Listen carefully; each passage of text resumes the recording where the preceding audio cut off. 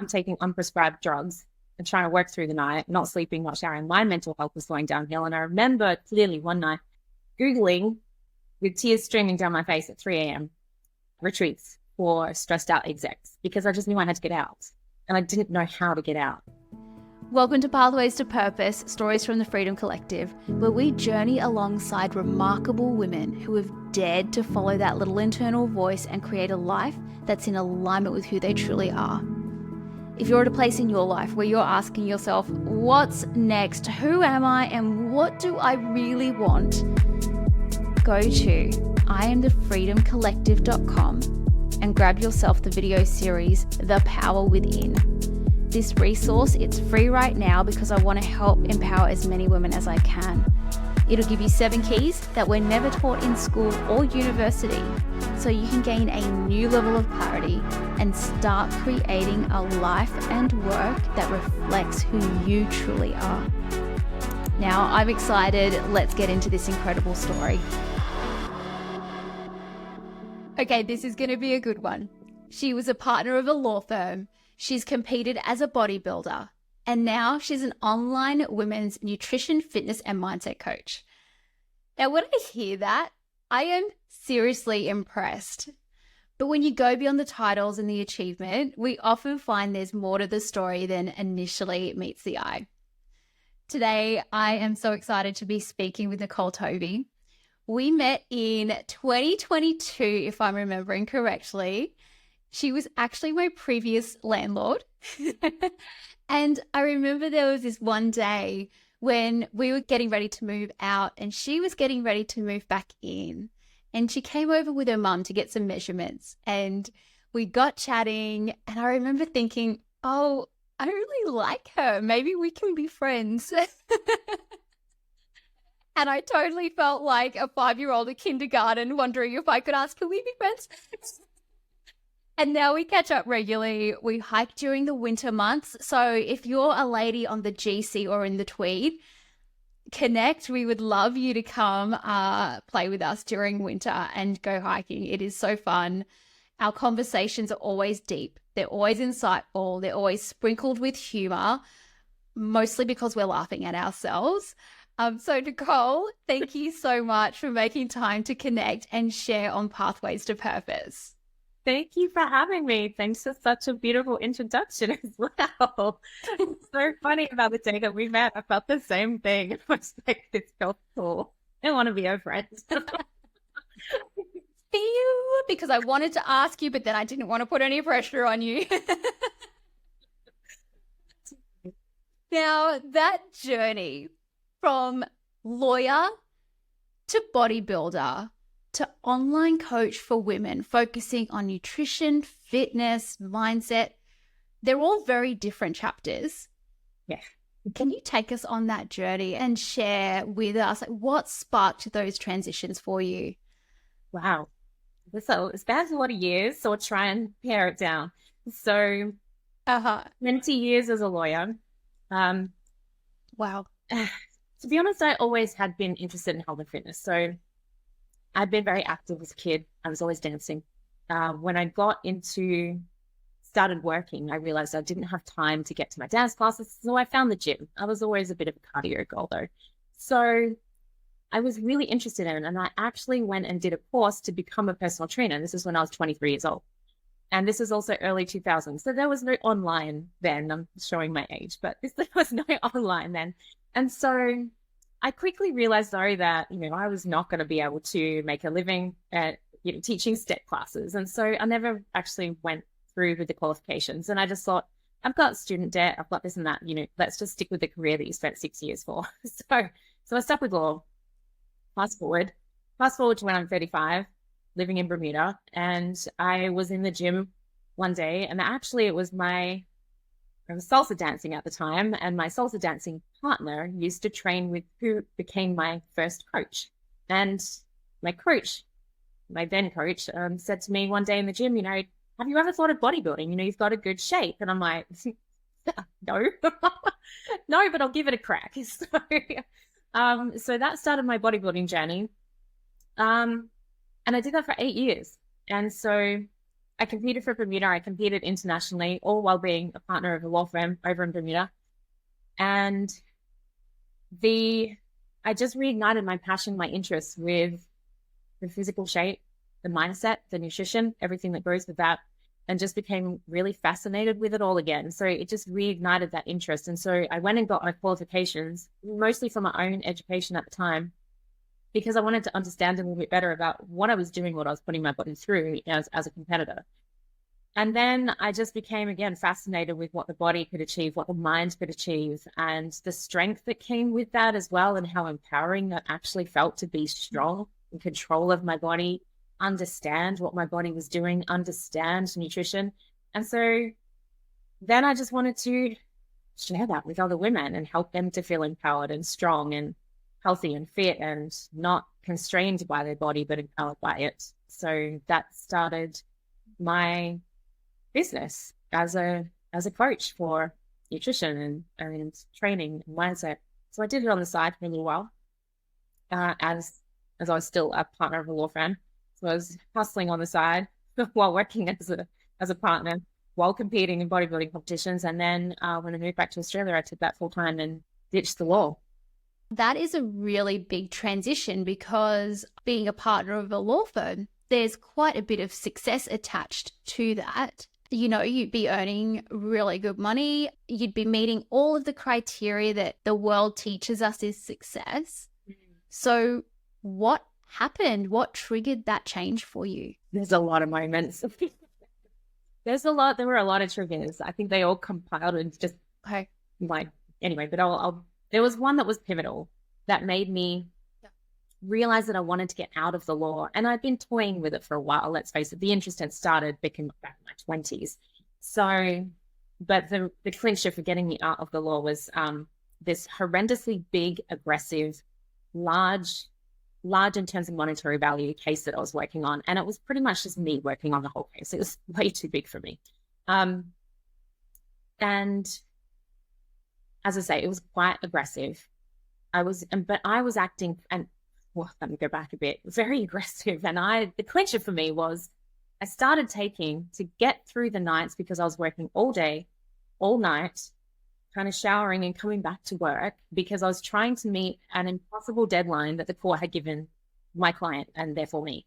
So we had a mammoth task, an impossible deadline that no matter if I worked 24 hours for this 2 weeks that was given to us, there was no way I was going to meet it. So I was working all day and all night, literally. And then I started to take unprescribed Adderall, ADHD medication.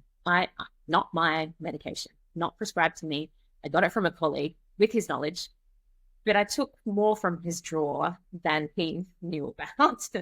And I was taking this so that I could stay awake, so that I didn't have to sleep, so that I could work through the night to meet this impossible deadline that I knew I could meet anyway.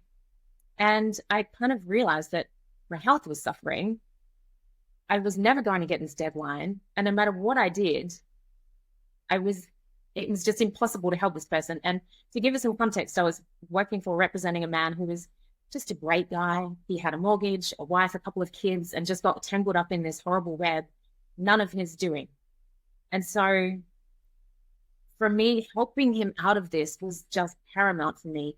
And I knew that no matter what I did, no matter how hard I worked, the lawyers on the other side were not going to be satisfied, because they were trying to outmuscle us. The court was never going to be satisfied because it had received a tainted view of him. And I could not help this man. And I was concerned for he was going to lose everything. His mortgage, his house, possibly get a divorce. I was concerned for his own personal well-being from time to time. And meanwhile, I'm taking unprescribed drugs and trying to work through the night, not sleeping, not showering. My mental health was going downhill. And I remember clearly one night Googling, with tears streaming down my face at 3 a.m., retreats for stressed out execs, because I just knew I had to get out. And I didn't know how to get out. And I needed to run away, and I couldn't help this guy. And I just thought I had nowhere to go. So that was pretty much the moment where I knew that I had to get out. But this was right in the middle of COVID too. So I couldn't get back to Australia. I was kind of stuck. But I knew that when I had the opportunity to do so, I would take it. So I did. That is absolutely massive. Yeah. So did you end up going to that retreat? Was that Was that a catalyst for you for change? What was your first step? I did. I didn't go right then because I couldn't. As soon as I finished, as soon as I finished that case or got through that moment, another big thing got dumped on my desk for again, which I would have no support from the office. And I was like, this is it. I'm done with this. I'm done. I thought that I was going to be helping people as a lawyer. I was so disillusioned with the whole justice system, with lawyers, with the integrity of people, well, of other lawyers anyway, not people in general, but I was so disillusioned with the whole thing. So I did go to that retreat actually a few months later. And yes, that was actually, I put myself through a very intensive 4 days of self-discovery, some meditation, some other, like just hiking, being in nature, that kind of stuff. And it was fabulous. It was in Sedona. I will recommend. So you did that, you come back, it's COVID, you can't get back to Australia. Yeah. What did that transition look like? What did you have to go through? Yeah, so I think sometimes, the universe gives you a kick when you need it. So mine was not such a great kick, but it was a kick that I needed. So my dad got sick, and so as soon as the borders opened for Australia, I came back straight away just to check on my parents. And it was in that visit that I knew that I had to go back and resign and be done and do my notice period, and that was it. Make my plans to come back to Australia. So that was not a nice kick to have, but I think sometimes, I think probably if it hadn't happened, I would still be in Bermuda, probably still in a job that I didn't like because I would be too fearful to go to people. That's so true though, isn't it? Like just those moments where we just keep going because we don't know what's on the other side. Yeah. Right? We've built up our whole lives around this certain idea of who we are. Yes. How did you navigate that fear? I didn't do it very Okay, tell us. I didn't. I think the fear still comes. Tell us. Like, I think that's so important because transition is so hard. Change is so hard. It is absolutely terrifying to the point of crippling. So I don't think we have to do it well, but doing it and sharing our stories is the power piece, right? Like what happened for you? And I think you described it so perfectly then. It's crippling. It's just because it stops you from taking any action. You're just paralyzed, right? So like I had said before, I was doing my business part-time, like on the side for like a couple of years before. And then of course I got stuck with COVID. I couldn't get back to Australia anyway, but it was a good excuse too. It's like, oh, it's okay. I can't do anything with this right now. So we'll just keep it on the side. It's safe. I've still got my secure job, even though I hate it, but it's not secure. It's my identity too, which is part of it. I was so fearful of not having my identity as this successful lawyer, this, excuse me, like businesswoman, the bodybuilder. I was living in Bermuda. It was a small community too. I was, everybody's well known. You can't sneeze without somebody knowing about it, right? So it's like, this was a small community where I was known. I was safe. I had a great career going. And so I was terrified, but I think at some point, and as I said, the universe gave me a kick. It showed me an opportunity. I was scared of losing my identity. I didn't really know who I was going to be if I didn't have that identity as a lawyer, bodybuilder, all the rest of it.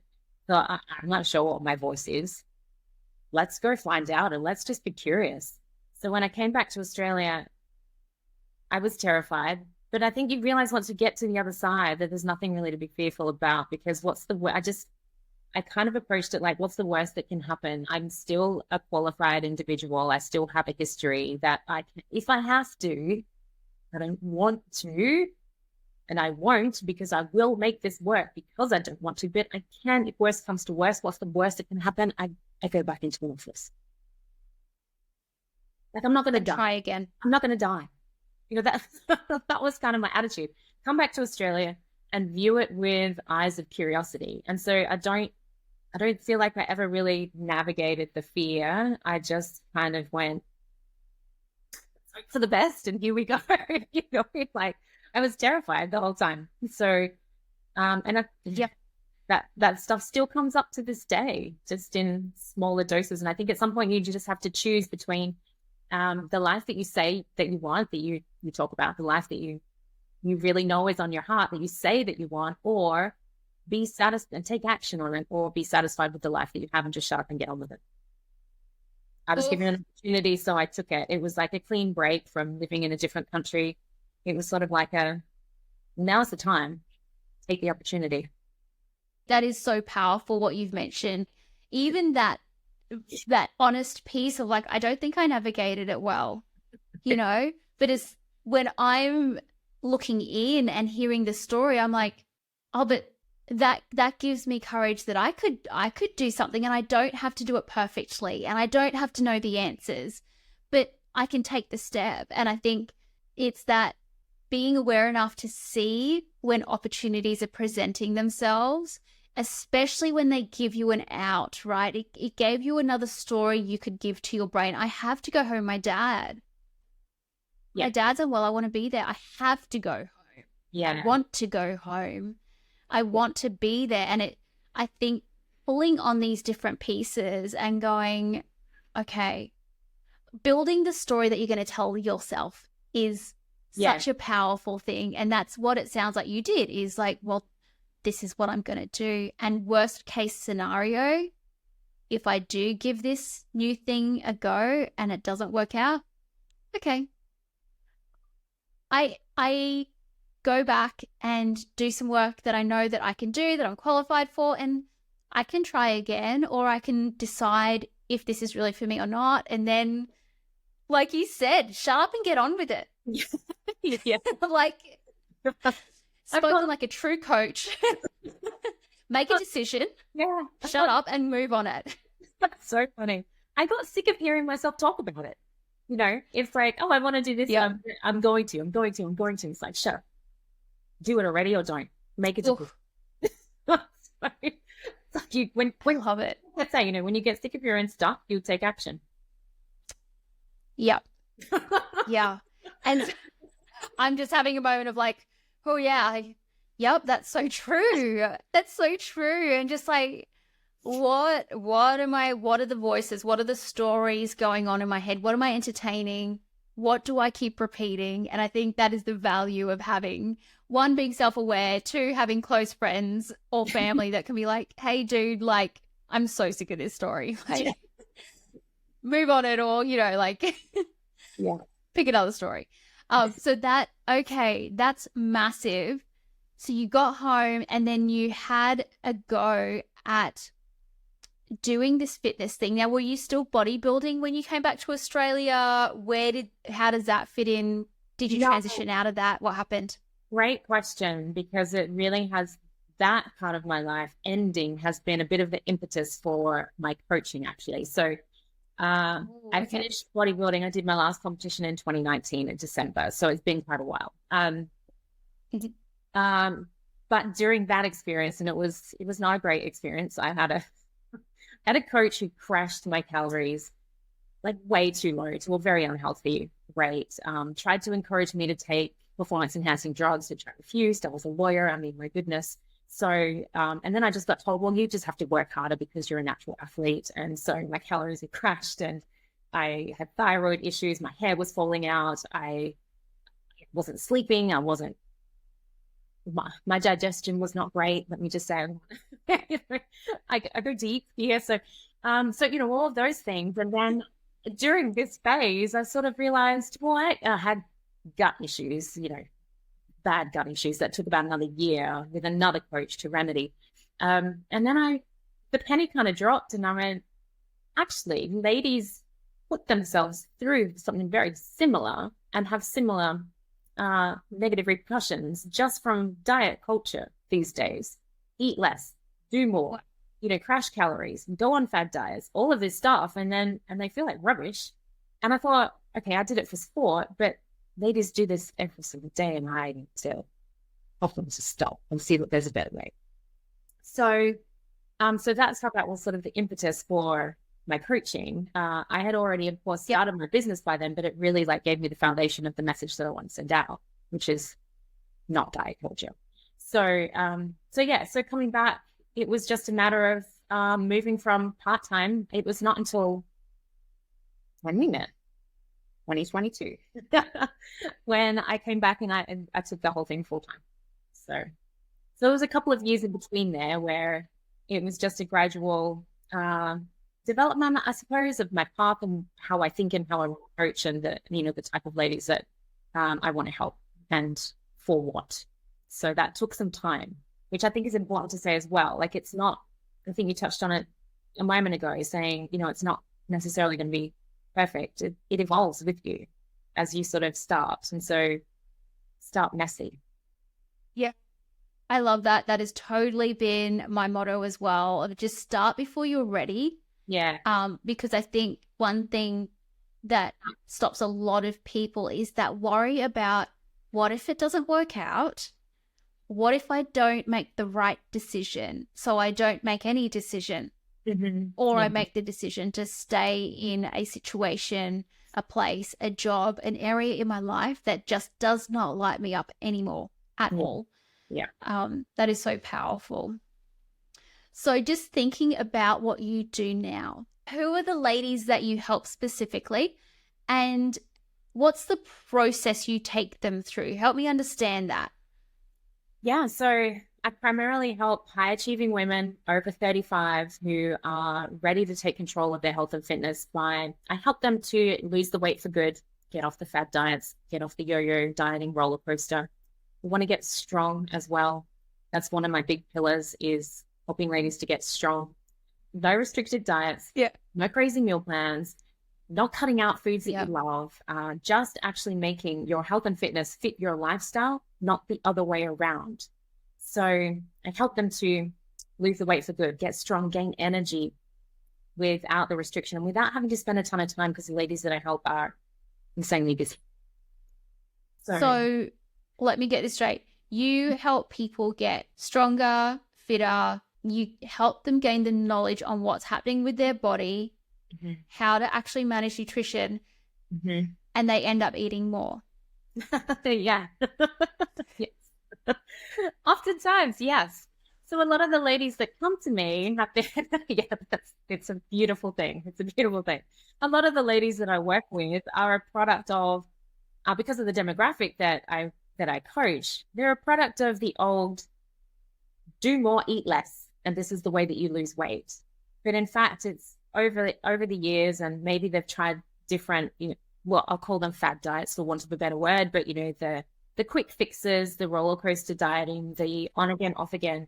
Oftentimes their metabolism is slumped. It's not doing so great, and they'll come to me and they're eating very low calories, and it sounds really counterintuitive. What does that mean? Can you give us a range, so we know? What does low calories mean for someone that's 35, you mentioned, or over? Yeah, so a lot of ladies will come to me eating 1,200, even sub 1,000 calories. If you put it into context, a day, a toddler needs 1,200 calories. We're grown-ass women, but we're grown women. We need more than that. So when we don't eat enough food and we don't properly fuel our bodies, over time, our metabolism is going to slow down, because it's really just, our body is designed for survival, and it's just really trying to maintain the status quo. So our body needs fuel to function optimally. And so oftentimes when we start to actually fuel our body properly, our metabolism wakes up. It's like, oh, hey, I'm back. And so we can actually start to lose weight and feel more energy and get stronger, because we're now fueling our body. So a lot of the ladies that come to me are in that situation. And as I say, it sounds quite counterintuitive, but it works. Some ladies come to me and they don't need that process, but for the most part, yeah. This journey that you take ladies on, is that similar to the journey that fixed all of your issues when you were bodybuilding, the hair loss, the digestion issues, all of the health complications? Is that what changed it? Yes, because again, when you're not fueling your body properly, for example, hair loss, it's the last place that nutrients will go. And so if you're constantly crashing your calories or on yo-yo diets, you may not be getting nutrients to your hair, and that's why hair can sometimes fall out when we're on really restrictive, low-calorie diets. Thyroid, needs fuel. It needs carbohydrates, ladies. Please eat your carbohydrates. So carbohydrates are not to be feared, but your thyroid needs that. And so when we're not giving our body fuel, our thyroid will slow down. And so you have some ladies with hypothyroidism, digestion. Yep. You know, if you're not getting enough nutrients through your gut, then you're going to have digestive issues as well. So yes, what created my problem was having those calories crashed way too low. And then my coach at the time, not the one that I started with, this was a different coach, actually really like ramped up my calories right after I finished competing. And so I actually put on a ton of weight. And so this is also what happens with a lot of ladies. They crash their calories for the diet. Woohoo, I got to my low weight. This is where I want to be. And then they just go back to, now I can eat normally again. And then they find themselves in this yo-yo spiral. Yes. So I help ladies through that process as well to actually get some consistency. That's amazing. Yeah, that sounds really like it would take a lot of pressure off. Finally being able to understand that, finally being able to just like be level. Yeah. Yeah. Yeah. And have to so powerful. Like one of my main pillars is to teach. I don't just want to tell you what to do. I want you to understand it so that you can take those skills for life. I love it. I love it. Empowering women is what you do. And if you felt inspired by Nicole's story, if you know that this is an area that you need help, check out the links below because all of Nicole's stuff is going to be there. And I know that she's always happy to connect. And Nicole, where would be a good place for people to start with you? Yeah, so for anybody who is listening to this or watching it back, they're ready to take control of their health and fitness. They maybe are doing all the things but not getting the results that they want and know they need a little bit of extra support, a little bit of help along that journey. Signing up for my 6-month Project Fit one-on-one coaching program, they will get a whole month absolutely free. So 7 months for the price of 6 months. And what that's going to involve is customized nutrition guidance, all the things that I've just been talking about, teaching you how to eat for your goals, to optimize your nutrition. No boring meal plans, no restriction. You still get to eat with your families and include the foods that you like. Customized workout programs, whether that's for home or for the gym, whatever's going to suit your busy schedules. Weekly check-ins so that I can keep you accountable. You can stay accountable to yourself and also stay committed to your goals. And also access to my client-only Facebook community where there is a community of like-minded women to help support you and tons of resources. So just jump into my DMs, send me a message. I'm always happy to connect and have a chat and we can see if it's a good fit. So good. I love it.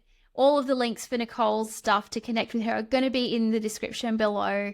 So definitely connect with her. And if you've been inspired by this story, if you've had something spark in your heart, let us know in the comments. We'd love to hear from you. We'd love to hear what connected with you. And if you're at a place where you're like, yeah, I'm ready to move towards bringing my life into alignment with what I really want, again, check out the links below. I've got a 7-part video series in there. It's free for right now because I want to empower as many women as possible to have the skills, the tools to be able to really build the foundations for building a life that is in alignment with who they truly are. And it's 7 keys that we never get taught at uni or school. So check that out if that is you. Nicole, do you have any final words for us? Trust yourself. You've got your back. I love that. Short, sweet, powerful, to the point. So trust yourself. I love it. Nicole, thank you so much for taking the time to connect this afternoon, for sharing your life, your story, and for being vulnerable and real with us. I really appreciate it. Thank you so much. Thank you for the opportunity. It's always so much fun. Just love our conversations. Me too. Thanks for joining us today. If you were inspired by that story, please check out the description below this video because it will have all of the links that you need to connect with our guest and access their incredible resources. If you're in a place where you're feeling like, yeah, I know that there is something more for me and I want to start taking those next steps, but I'm not quite sure where to start, we have got your back here at the Freedom Collective. So Again, in the description below, there are links to an incredible free resource. It's a 7-part video series where I give you 7 keys that we're never taught at school, we're never taught at university. And what these keys will do is they will help to start putting those foundation pieces in place so that you can bring your life into alignment with who you truly are. Your life, your work, your dreams, the things that are resonating at your core. So check that out. Connect with our guests. They're incredible. And if you know someone who needs to hear this message, please share it with them. And we look forward to sharing another story with you again shortly on Pathways to Purpose, Stories from the Freedom Collective.